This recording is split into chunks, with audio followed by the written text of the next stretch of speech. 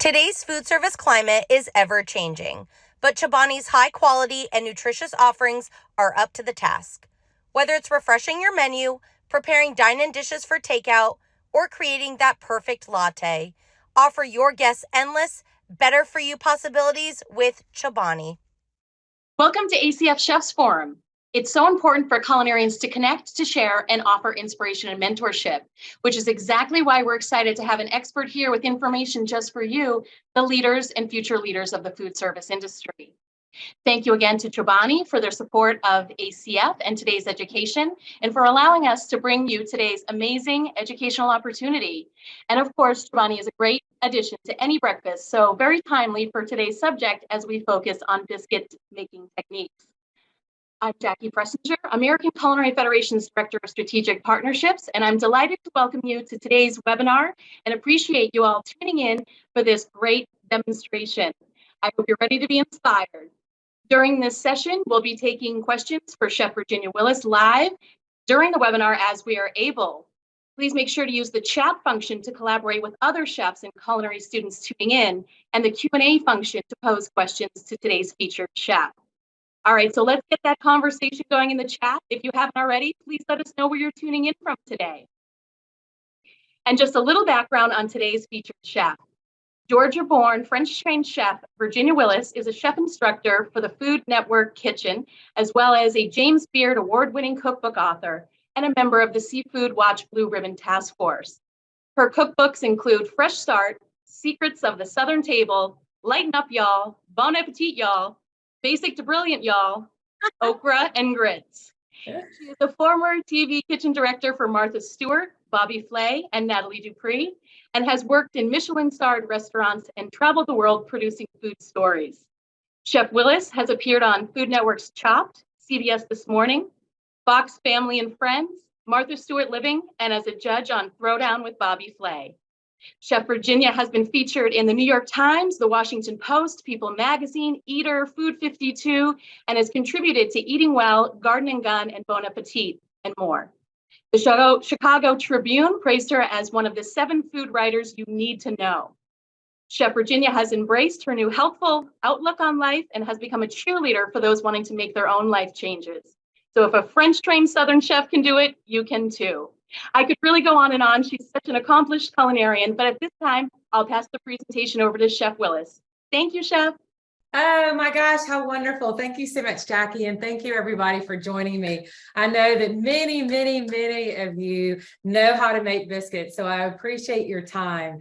I love making biscuits. It's one of my favorite things on earth, and it's just really, it's fresh, hot, quick bread, and it's what I always say, it's the bread of my people.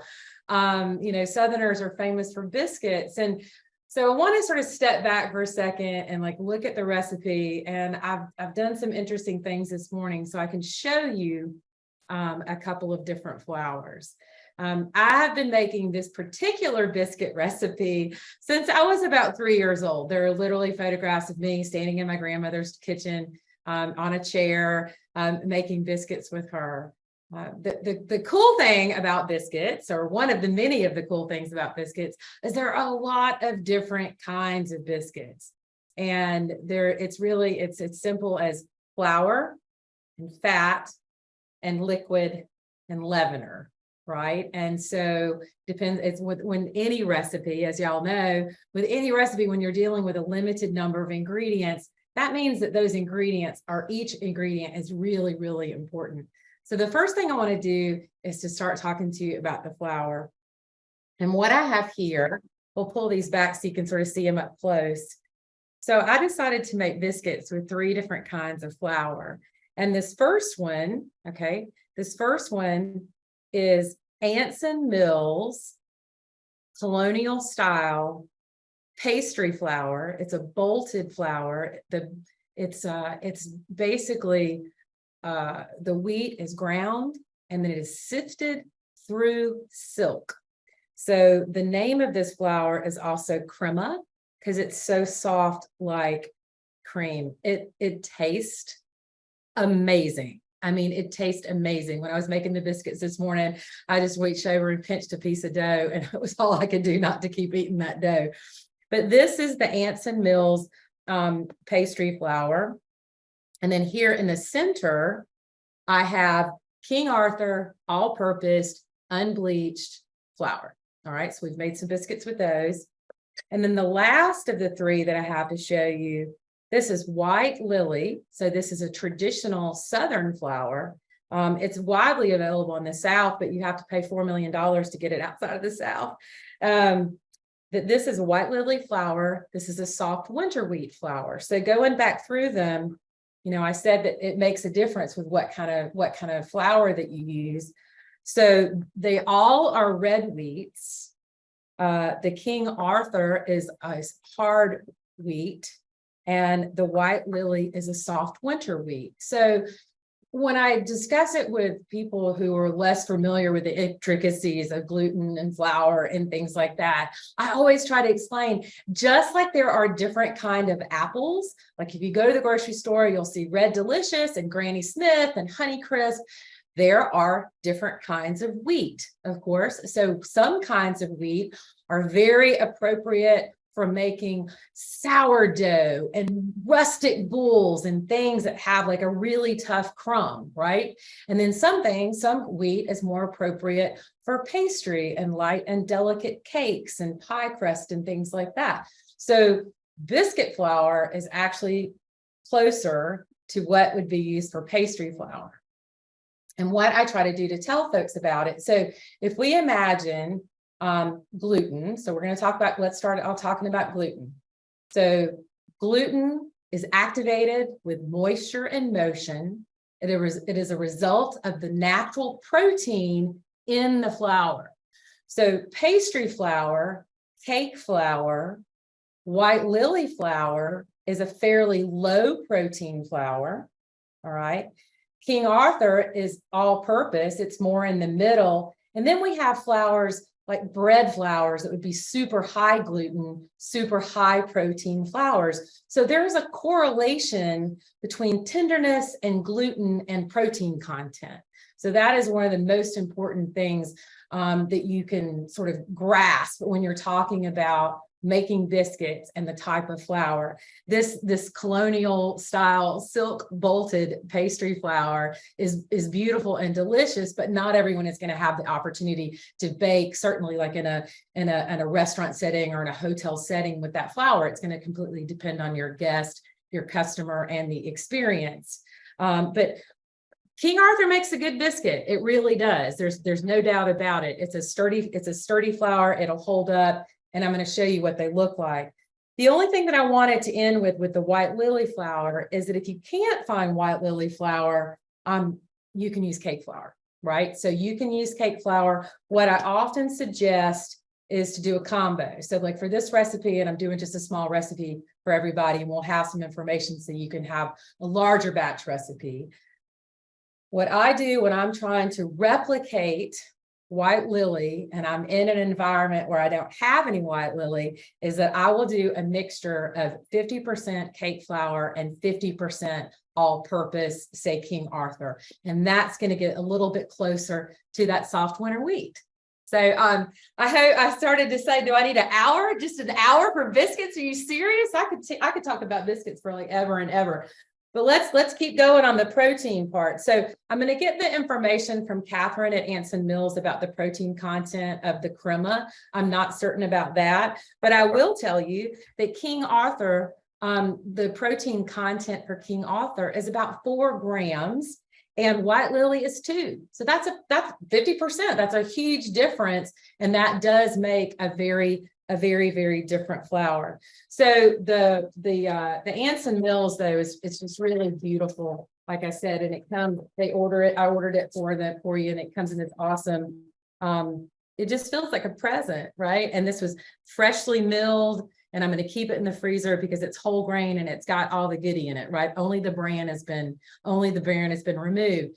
So for those of you that have seen me or followed me, I have lost 65, almost 70 pounds, and I've now kept it off for 2.5 years. Yay! But people were like, well, do you still eat biscuits? And my answer is, well, heck yeah, I still eat biscuits. Why would I not eat biscuits? So my point about this would be is if you're going to eat a biscuit, make sure you're going to eat a really good biscuit. Life is too short for canned biscuits. Life is too short for bad biscuits. So I wanted to make biscuits with the Anson Mills with the wheat. So what I have here is I have 2 cups of flour, and I'm going to add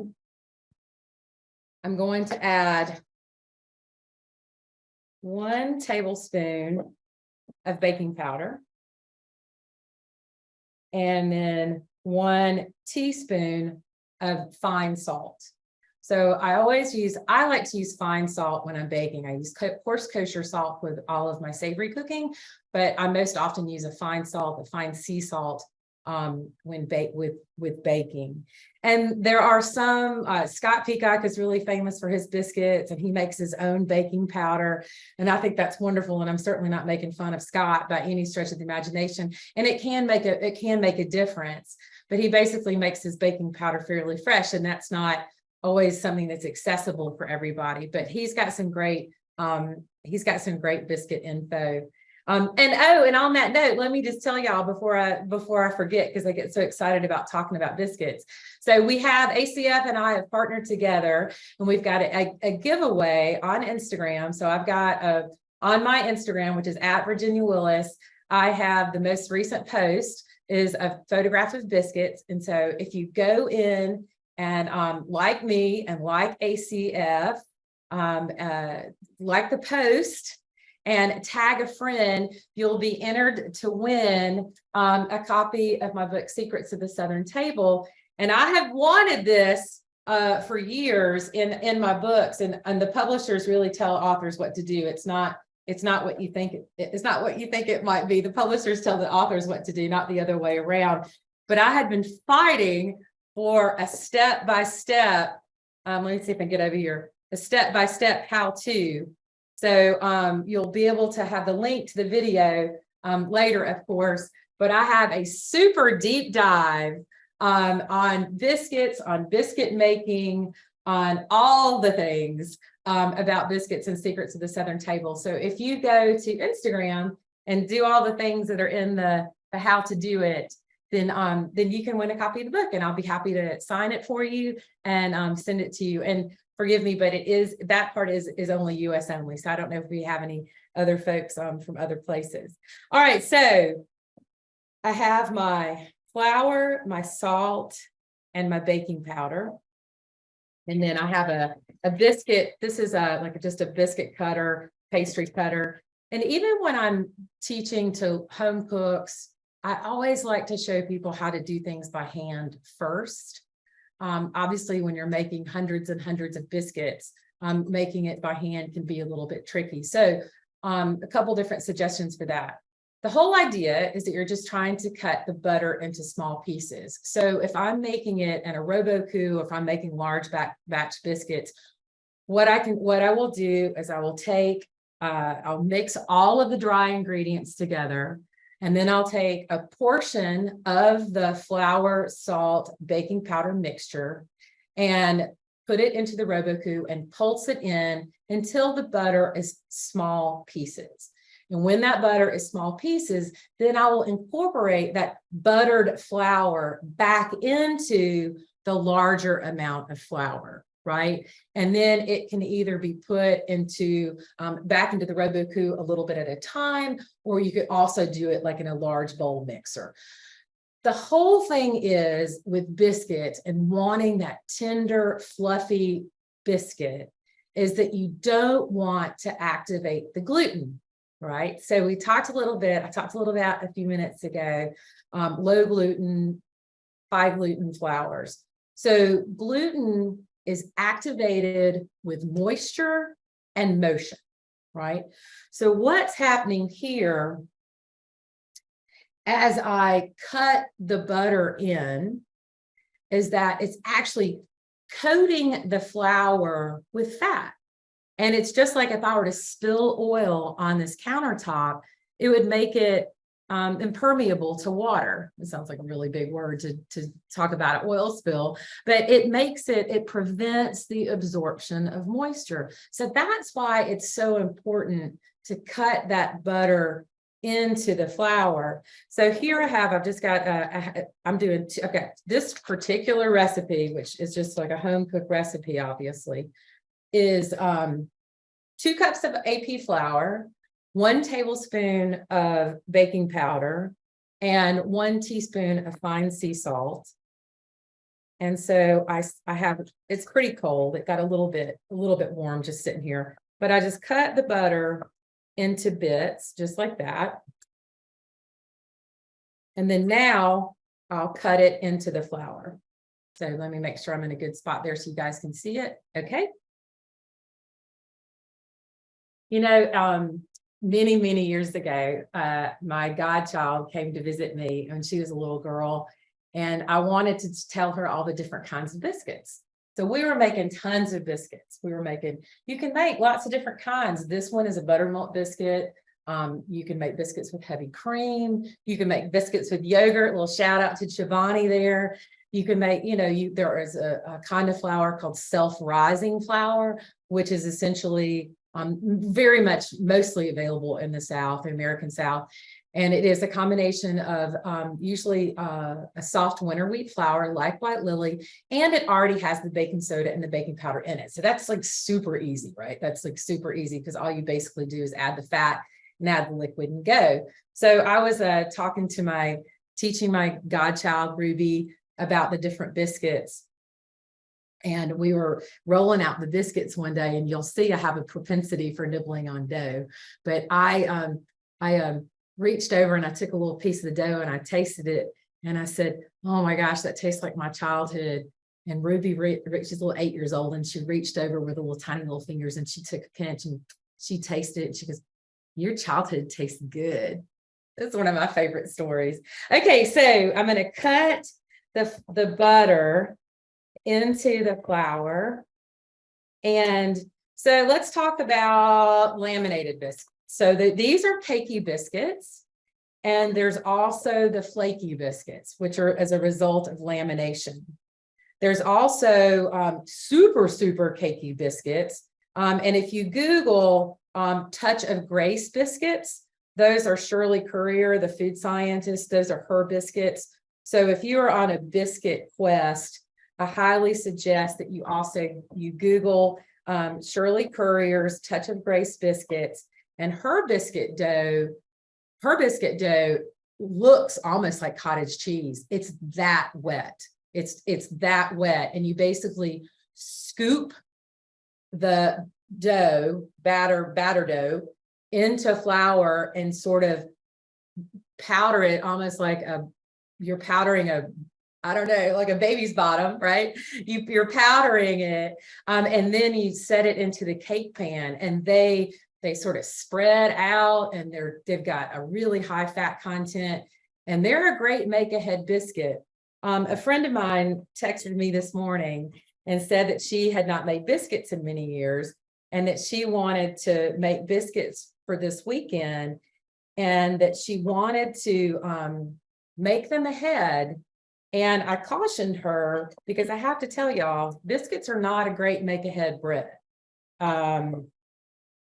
They just don't have enough fat, right? Especially if you're using a low-fat buttermilk, which is what I prefer to use, but you can use a whole buttermilk. But it's just they don't have enough fat. They get stale pretty quick. So what I said, there's a couple suggestions that we'll go through.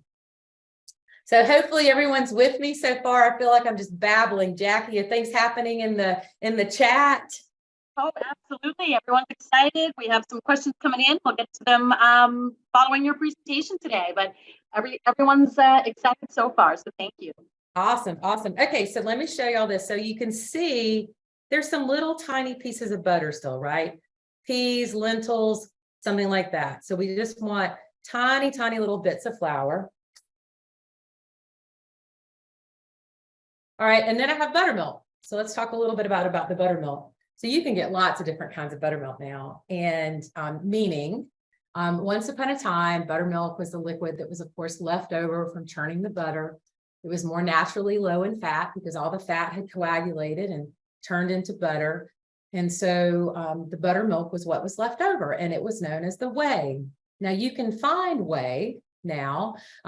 It's so fascinating how all the probiotics and the fermentation and things like that have brought back all the stuff from our ancestors, have brought back all the stuff from our grandparents and our great-grandparents.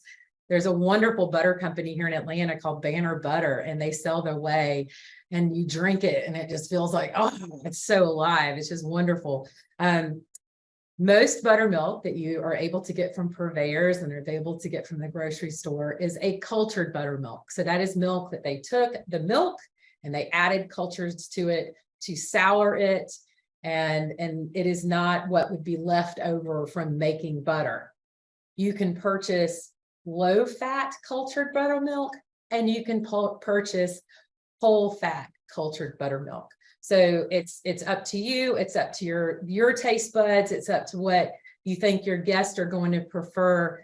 The kind of cool thing is, going back to the health and the weight loss, right? Yes, it's got butter. Yes, it's got flour, but I am making it a little bit nutritionally better by two things. This is a whole wheat biscuit with this Anson mill flour. And also I'm using the low fat buttermilk. So it's not the fat death bomb that a lot of people think that it might be. Now, there's a time and a place for a fat death bomb, right? When you put some bacon and eggs and cheese or sausage gravy or all that, that's all really wonderful. But in and of themselves, biscuits are not inherently bad for you. And that, if I don't have any other mission in life, I think that is probably my mission in life. All right. And then so now what I'm going to do is I'm going to add this buttermilk. And it usually takes 3/4 of a cup to a cup. More or less, it's usually a cup, right? But I will tell you, I made 3 exact batch recipes this morning with the 3 different flours. And the response to the liquid was different, of course, with each different flour. So I just kind of pour it in the middle, just like that. And then moisture in motion, moisture in motion, moisture in motion. Just keep that in mind about the gluten activation. The most common question, query, complaint, quandary, concern, you name it, that I get about biscuit making is my biscuits are hard, my biscuits are flat, my biscuits are heavy. Well, moisture in motion. That's always the answer, moisture in motion. So what I'm going to do is I'm going to add I'm twisting my bowl. And obviously this is different when you're working with a big stand mixer or something like that, but you're going to get the idea. And I stir the buttermilk into the flour until it is what I lovingly refer to as a shaggy mass. Okay, so we got a shaggy mass. And not my camera. All right, and then now I'm going to put some flour down on the board, on my clean board. And when you are making biscuits, flour is your friend. Okay, flour is your friend. It's going to keep things from sticking. It will allow you to work the dough without really overworking the dough. And let me show you what I mean by that. So I'm going to take this sort of shaggy mass of dough, and y'all can see how it's just a little pale tan. And that's because I'm using this beautiful, beautiful flour. So when Secrets of the Southern Table came out, I went on this magazine tour. I went on this tour. I was so excited. I was able to go teach my former test kitchens at Martha Stewart. Well, not mine, you know what I mean. But my kitchens at Martha Stewart, I was able to go teach biscuit lessons there. I went and taught how to make biscuits at America's Test Kitchen. That felt amazing. Ladies' Home Journal, you name it. All these different places I got to go make biscuits. And so one of the things that I did, because I knew that culinary professionals like yourselves and like these test kitchen professionals, they understand about white lily flour. So I wanted to show them the Anson mill flour as well.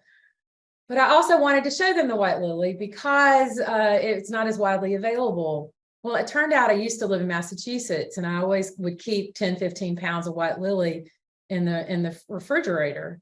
And I went to go get ready to plan my media trip to New York, and I realized I didn't have any white lily flour. Oh my gosh. So I had my sister down in Georgia buy white lily flour, FedEx it overnight. I think I wound up paying like $125 for 15 pounds of white lily flour. And I can tell you, I will never be without white lily again.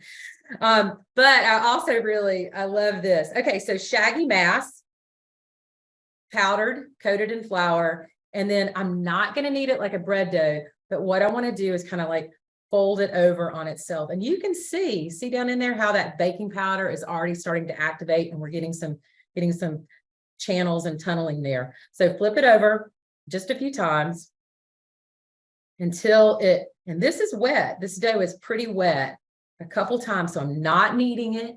I'm not using the palm of my hand. I'm just sort of flipping and just gently pushing this dough around the board until it becomes cohesive, just like that. Keep that flour underneath and pat it out. Okay, yay. I brought this out to share with y'all. This is my grandmother's rolling pin, and she wasn't nearly as careful as you can imagine. There's a couple of she obviously got too close to the stove. I think that there's some nail heads in here where obviously she took to hammer to it.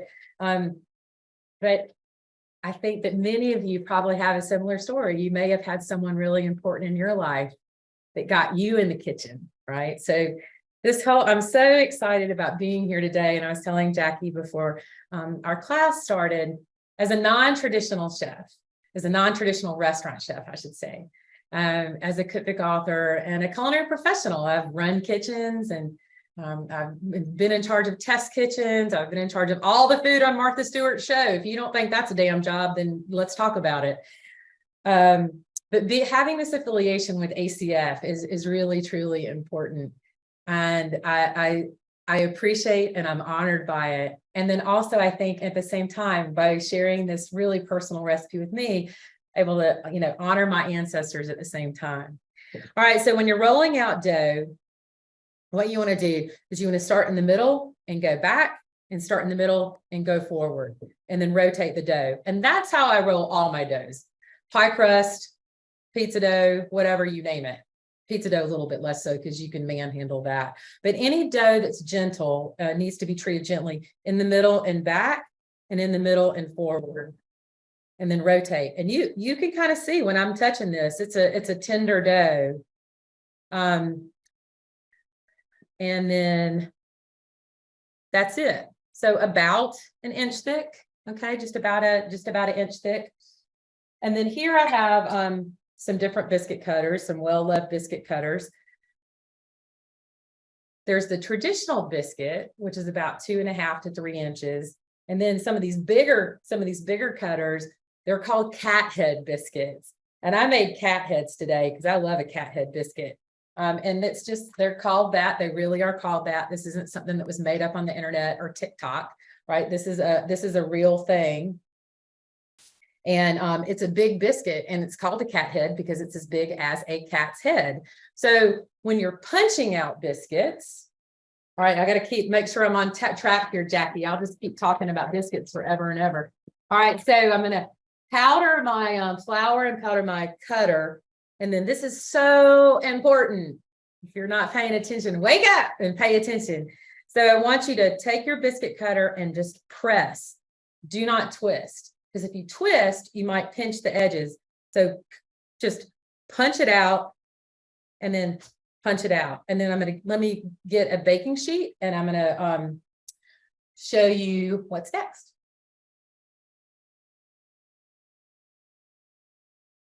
All right. So here, make a little bit of room.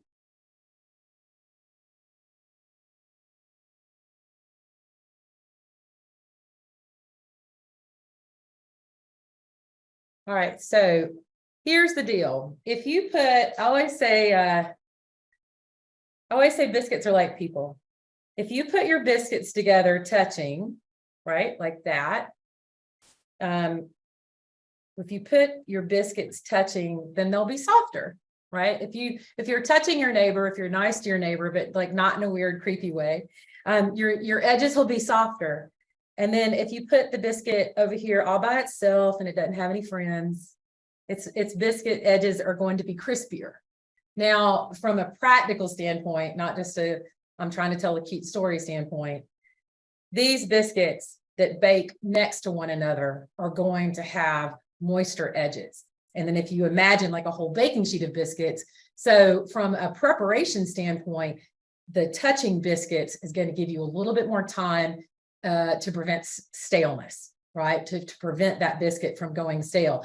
So if you want to make some biscuits ahead, I recommend that you do this. If you want crispy biscuits, if you got a sauce or a gravy or something like that, like who doesn't like a crispy biscuit edge, like dipped in the gravy, then you want this. All right, so here are my bits and my pieces.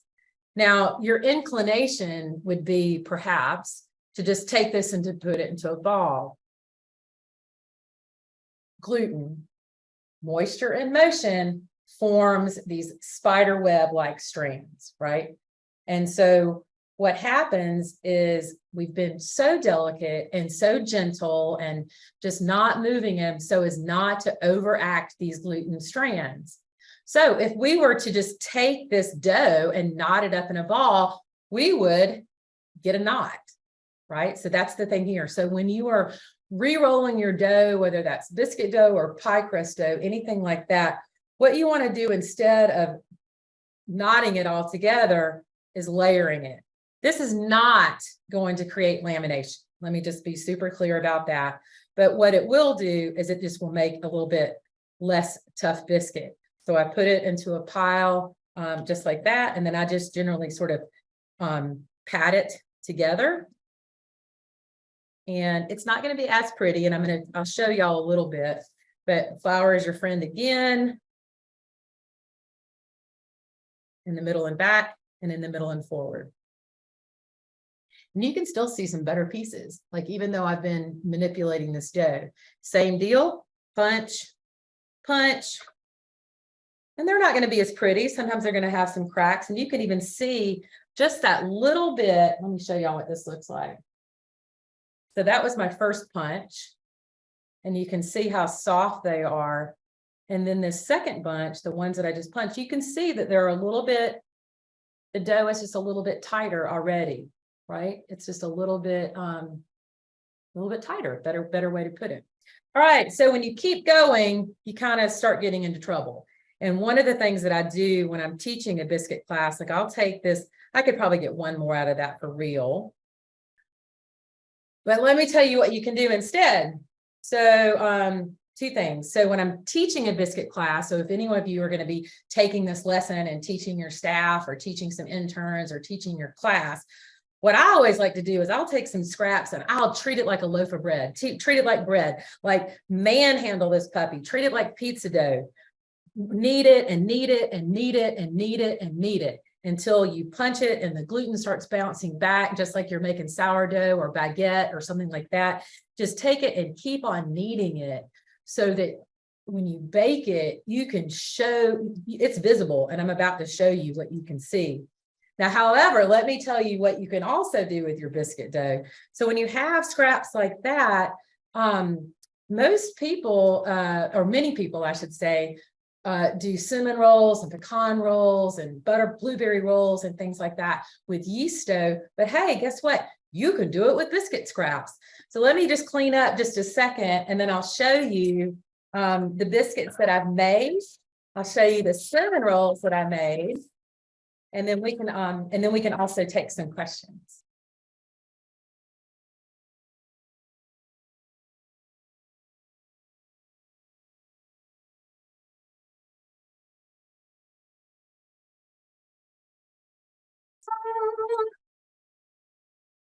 I'm so happy with these, I can't even tell you.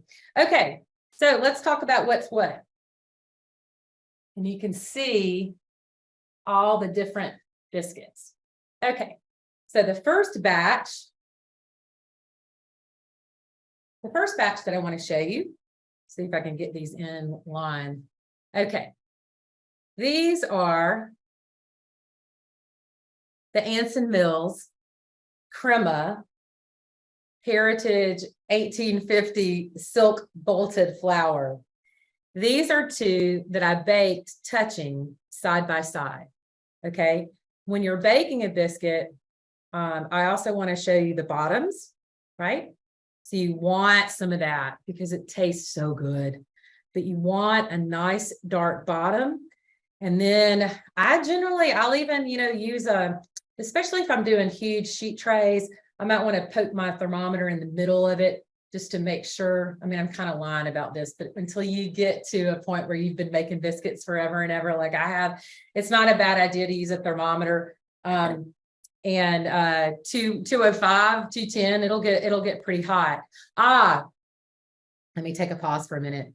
Those biscuits that I just punched out, they go into a 500-degree oven. Yes, 500-degree oven. 2 cups of flour, 1 tablespoon of baking powder, 1 teaspoon of salt, and 1 cup of buttermilk. 500, it's like 10 minutes. Super quick bread. And so what happens is those little tiny bits of butter, they melt, they produce steam, and they produce little pockets. So, okay, so here's the Anson Mill, the Crema biscuit. That's a duo. And then I have the single one. Okay, and you can see, look at that. Look at all those little peaks and valleys. It's ready for some gravy. All right. And then the second biscuit, these biscuits. Okay. This is the King Arthur biscuit. And look how much bigger. Same cutter. And the way that the flour reacted. So this is the King Arthur biscuit, not quite as dark on the bottom. The flour is not quite as dark. These were touching, and then this is a single one. So when you bake them single, you get lots of those, what looks like, food styling biscuits, so when you bake the single one. So that's the King Arthur. And then the last little set of biscuits, make sure I'm doing the right thing here. Wait. Yeah. Okay. These are the White Lily biscuits. Okay, so these are the White Lily biscuits. I've got the touching just like that, but you can see, so if you can imagine if these biscuits are touching on all 4 sides, and they're gonna stay a little bit moister. So I had the 2 touching, and then here's our solo White Lily biscuit. All right, I found it fascinating, the difference in color, because if you look at the bowls of flour that I showed you, they weren't that different. All right, now here is these 3. I want to show you at these 3 at the end. 1, 2, 3. This is a scrap rolled Anson Mill. This is a scrap rolled King Arthur. And this is a scrap rolled White Lily. So this was, I got 4 biscuits out, and then I was able to do it again. And so you can get these, but you can definitely see the difference. I mean, some of it is beneficial, right? We got more rise on the White Lily. But you can definitely see the difference between the re-roll of the Crema, for example, the Anson Mill. This is the original, and then this is the re-roll. Okay, so one more thing, and then I'm gonna let y'all ask some questions. So I took the scraps and made these cinnamon rolls. All right, so I just took the scraps, rolled it out, and I had these are never to be replicated, because these are the scraps from all 3 batches of biscuit. Okay, so I took my little bits and pieces from all 3 batches, kind of kneaded it together, kneaded it a little bit more obviously than I would a regular biscuit, rolled it out into a rectangle, slathered it with butter, sprinkled it with cinnamon, sprinkled it with sugar, tossed some pecans in there, rolled it up, cut it with dental floss, and then in the oven 500 for about 10 minutes. And the one that was there was absolutely delicious. So these are the cinnamon rolls that I grew up with. I did not grow up with yeast rolls. So that, as you can tell, y'all, I love to talk about biscuits. So that is sort of my my treatise on biscuits. I think that we've covered flour. I think we've covered the buttermilk. All right, let me talk about one more thing, and then I'll take some questions. The fat. You will notice that I used butter. When I was growing up, my grandmother did not use lard, and everyone was like, oh, I bet she used lard. Nope, my grandmother used Crisco. And there are still lots and lots and lots of folks in the South, especially that use Crisco or use a shortening, more than likely Crisco. The kind of cool thing about Crisco is that when you make a biscuit with bleached white lily flour and Crisco, you get the whitest white biscuit imaginable. And so that can make a really beautiful, it can make a really beautiful biscuit, like with a little spot of strawberry jam on top, just the burst of white and the burst of red together is really, really pretty. Obviously, the Crisco does some different things to the crumb. It's going to have a little bit longer shelf life, obviously, if it's got the Crisco in it. And then the third fat that I would suggest, or another fat that I would suggest, would be lard. All right, so lard makes a good biscuit. It really does. And you want to get nice, fresh lard. If you can't find lard at like a butcher, what I would suggest is you can get it at the grocery store, but where I always suggest for people to get it is to get it at a Hispanic market. It's known as Manteca, and usually there's a better turnover there because lard is more used in a lot of Latin cuisines. And so you get a product that's fresher just because there's greater turnover. And then the last thing I want to say about fat is, can you make a healthy biscuit? We've talked about the health piece. But one thing that you can do if you want to assist the nutrition on a biscuit is that, for example, I'm using 4 tablespoons of butter for my 2-cup biscuit. If I were to try to make this healthier, what I could do is take 2 tablespoons of butter and 2 tablespoons of a flavorless oil like canola, just a really flavorless oil like canola or grapeseed or something like that. And that way you still have the same number of calories per biscuit, but you wind up having a biscuit that has a little bit better in terms of heart health because there's less saturated fat. But that ratio to result in biscuits that look like this is about 4 tablespoons of fat for 2 cups of flour. So I think that could be it. So I would love to hear what y'all have to say, and I hope you've enjoyed it. And I would love to answer some questions. Well, fabulous. Chef Virginia, I wish I was there. I feel like I can almost smell and taste through the screen. Those biscuits look amazing. We do have quite a few questions. And so the first question that came in from the audience is, do you brush your biscuits with any type of wash? And are there any pros or cons to what you might brush with? Some people do. Okay, so I personally don't, right? And the great thing about the different kinds of biscuits and all the numbers of biscuits and things like that is that everyone gets to do what they want. I love that. I love that little bit of flour, sort of like that rustic bowl from that French bakery or Italian bakery, right? I personally love the aesthetic of the flour. I think that Miss Shirley's Touch of Grace biscuits, I'm pretty sure that she brushes them with melted butter right when they come out of the oven. So that's something that could be done, but generally biscuits aren't washed. Now, the only thing that I would add on that note, however, is that shortcakes in the South are sweet biscuits. Shortcakes in the South are not usually made out of cake or genoise.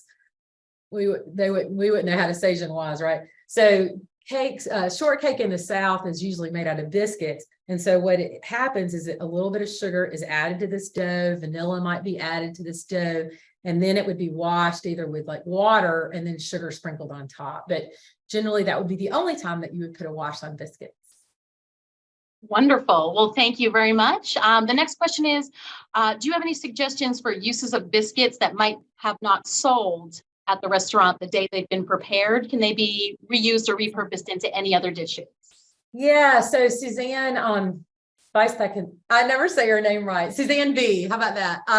She is a restaurateur and chef here in Atlanta and owns a restaurant called Buttermilk Kitchen. And she makes like basically like those bagel crisps. She makes biscuit crisps. Ooh. So she cuts her biscuits up, slices them, and retoast them, and basically makes biscuit crackers. I have also seen biscuit bread pudding. I have seen biscuit panzanella. One of the favorite magical food combinations, especially in Georgia in the summertime, is at the end of the plate. You know what I mean by that? Like, you had butter beans and corn and tomato, and there's probably a little mayonnaise on it, and you may have had a little bit of fried chicken there, and then you're eating that last bite with that biscuit. Is like magic. It's all those combinations is magic. Well, you can make that into panzanella. So it's not the best bread for reserving, but it is a good workable bread for repurposing. Excellent. Well, those sound like delicious options as well. One of the other viewers is wondering if you've had any experience with any successful gluten-free or dairy-free biscuit. Yes, I know. I feel like I would win a Nobel Peace Prize if I came up with a gluten-free, dairy-free, fat-free biscuit, right? Okay, so let's talk about let's talk about dairy first. Dairy is easy. Dairy is actually really pretty easy. I have made biscuits instead of with buttermilk. I have used plant-based yogurt that I have thinned out. So that's super easy. And then also a plant-based butter. So that is no problem whatsoever. The gluten-free blends, like King Arthur makes a gluten-free blend, and Bob's Red Mill makes a gluten-free blend. I've worked more with those because I primarily develop recipes for home cooks. So I have been successful with those, and you can usually use them cup for cup. The thing that you have to be careful about with any of the biscuits is just like the heaviness of it. So I haven't done extensive work with those, and they are fine, right? Like in the way that some of those gluten-free things can be, they're fine. Is it this Anson Mills crema? No, it's not. So there's just some things that are more challenging than others to make gluten-free, but the vegan, vegetarian, dairy piece is super easy. Excellent news. Okay, and then we have a couple of sort of milk and butter questions, so I'm going to group those ones together. Sure. One of the viewers was wondering if they've been told that they should be grating the butter instead of cubing it. Is that something you recommend, or what? No, I have done it. I've definitely done it. It makes me think of that story, like the grandma always cooked her pot roast in 2 pans, and it kept getting passed down. And then finally it's like, well, why did grandma use 2 pans? And like, grandma didn't have one big pan, right? So, it's like that. Like, it depends on the size batch that you're making, but if you're doing it in a food processor, then a cube would be best. The one thing that's important, I said earlier, flour is your friend. And Natalie Dupree, who is my dear friend and mentor, who took me out of my mother's and grandmother's kitchen and put me on the way to being right here in front of you now. She always be like, get your hot little hands off that dough, right? So the more you touch it, if you're grating butter, right? But there's a lot of different ways to, grate the butter, chill the butter in the flour, chill. So, what I would suggest is you could try it. I find it really easy to dice it. Wonderful. Okay. And do you feel there was any benefits to using a higher fat European butter, or do you just use a standard butter? I've made biscuits with plus gras. I've made biscuit. It's just like anything. So they'll be greasier, but greasier is not always a bad thing. You get that wonderful like oiliness on the sill pad or that oiliness on the parchment. You probably would wind up having a little bit longer shelf life with a higher fat butter. This was Land O'Lakes unsalted. And I've also made it with like Glenview Farms, just like more service butter. It's fine. But, the way that I feel about, don't use super cheap butter as I started at the beginning, when you have like essentially 4 ingredients, those 4 ingredients really matter, don't they? And if you're taking the time to make biscuits as opposed to just bake frozen biscuits, then you may as well try to do it as best you can. All right, wonderful. And another ingredient question was, do you ever add any flavor bits to biscuits like pecans or bacon or any other? Yeah, no, I think that's wonderful. Cheese biscuits are a thing, right? That's definitely a cool thing. Cheese biscuits are good, and it's always a little fun, like in the springtime, especially like if you're, making some sort of sandwich biscuit, then you can put like chives in there. Herbs are nice. Cheese is nice. I've never put pecans, but pecans would probably be really good in like a shortcake, right? Like especially like a fall shortcake. On that note, it just triggered something for me thinking about that, because we were talking about the fat. Let me just say one more thing. If y'all wanted to do drop biscuits, which is super dead easy, it's the same exact process, except instead of like a cup of a cup of buttermilk, you would want to use like a cup and a quarter or a cup and a half. And so it really is scoopable, and then just scoop, scoop, scoop. And you can scoop them on a, depending on how much buttermilk you add, you can still do them on a sheet tray, or you can do them in a muffin tin. And so that is another sort of cool biscuit. I've been laughing so much because, there's the 2 ingredient bread is like super popular everywhere, all over TikTok and the internet. And that just makes me laugh because it's biscuit dough, right? It's effectively biscuit dough. Self-rising flour and buttermilk, or self-rising flour and yogurt is effectively this. So, all right. Any other questions? Yeah, we sure do. You had mentioned your weight loss journey, and we have a chef who is struggling with their own weight loss. They didn't know if you might have any tips to share. Yeah, well, there's a couple different things. So I won't wax on and on and on about it here, because not everybody may not have our same concern, although I would think that a lot of folks do. I will say this. I've been cooking since I was like 25 years old, and I'm 56 now. So I've been doing it a long time, and I just wound up getting way too heavy. I was 70 pounds overweight. That's a lot.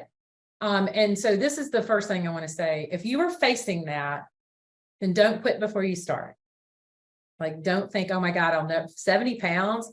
That's like, whatever, it's 12 bags of sugar. That's as much as a bag of beans, whatever. Don't quit before you start. That's my very first thing I'd have to say. And then the second thing I have to say, and I mean this truly, truly to the bottom of my heart. If you had ever told me that I would feel as good as I feel today after this body life transformation, I would have never believed you. And so all I really have to do to tell you is that it is worth it, and that you are worth it. And I have lots of information about my health journey, and I've been fortunate enough that a lot of folks have written about me. I've been featured in Eating Well and Women's World and AARP and All Recipes, and like all these people have just like, I've been very fortunate about it. But I think that what's happened is that people, that's what I say, is like if a French trained Southern postmenopausal Southern chef can lose 65, 70 pounds and keep it off, then you can too. Right. So there's a lot of information on my website, and then also on my Instagram. I do a lot of stuff on my Instagram about it. So check me out there, please. Yes, please do. And don't forget about the contest as well. Head on over there. We do have many culinary students who are tuning in as well. So I'm wondering if you might be able to share what inspired you to pursue a career in culinary, and and how they might get to a position like yours someday. No, well, first of all, congratulations on making a choice to being, I'm going to get all leaky. Congratulations on making the choice to be in this profession. This is one of the most satisfying professions that you could imagine ever. The thing that I want to, what inspired me to get in the kitchen was making my biscuits with my grandmother when I was 3 years old. What I would like to tell you to do as you continue your journey and your education and as your experience is raise your hand. Every time a chef, an instructor, anyone asks you to do something, you be the first one to raise your hand. And if you don't know how to do it, you're going to learn how to do it. But get that experience, work for the best people you can. That is hugely important. Is hugely important, because if you get on track of working for mediocre people, you know where you're going to wind up. You're going to wind up being mediocre, or you could be, very likely that you would be. But if you work for the best, you're the kitchen director for Martha Stewart, right? If you are working for, Michelin star, Relay Chateau, things like that, you've got to figure out what you want. But whatever your niche is, then you figure out who is doing the best job that they can do in your niche. But I would also say at the very beginning of your career, just to work for the best people possible, because that's going to continue your education. Culinary school was hugely important to me, and I'm very glad that I did that. And so much of your learning is yet to happen, and that's just the reality, just because, as you grow in your profession. So most important advice is raise your hand. Well, amazing. This has been so great, and it went by so fast. But Chef, I'm wondering if you have any final words or tips or anything that you'd like to share with everyone tuning in today. No. Well, my only thing I would like to say is thank you so much for allowing me this opportunity to share something that means so much to me. Thank you to the ACF for giving me this platform. And thank y'all for anyone that wants to enter the contest and follow me on Instagram. And bon appetit, y'all. That's it. Well, thank you again so much. I mean, I wish we had another hour at least, but we certainly appreciate it. And a huge virtual round of applause as we thank the fabulous Chef Virginia Willis. We can't tell you how much we appreciate you taking the time to share your skills and enthusiasm for the culinary craft and biscuits with our community of culinary professionals today. So thank you again. And please be on the lookout for the survey that you'll receive tomorrow with the recipe and the recording. You'll need to complete the survey in order to earn your 1 hour of ACF CEH. And when you're heading over to that Instagram, be sure to tag Chef Virginia and ACF Chefs next time you're making your biscuits, or if you're going to use the recipe. So again, we hope that you'll join us for our next webinar in our ChefsForum series. April 13th, we will explore culinary cannabis education with the Niagara Falls Culinary Institute. And on April 20th, we'll explore cuisines of Guam live from the Greenbrier Resort in West Virginia. Please visit acfchefs.org and click on the events tab to register now for ACF National Convention. We are heading to New Orleans, July 16th to the 19th, and we hope to see you there. And also, for any culinary instructors tuning in today, don't miss the opportunity to join us in New Orleans for a one-day Culinary Educators Summit on July 16th. You don't want to miss the amazing opportunity to learn from the seminars and demos from culinary instructors and deans from across the country on this pre-day of the convention. So again, on behalf of the ACF National Office, thank you to our webinar sponsor, Chobani. Of course, thank you to the amazing Chef Virginia Willis for bringing us this delicious learning opportunity. And thank you all for tuning in today. We'll hope to see you all real soon. Have a great day, everyone.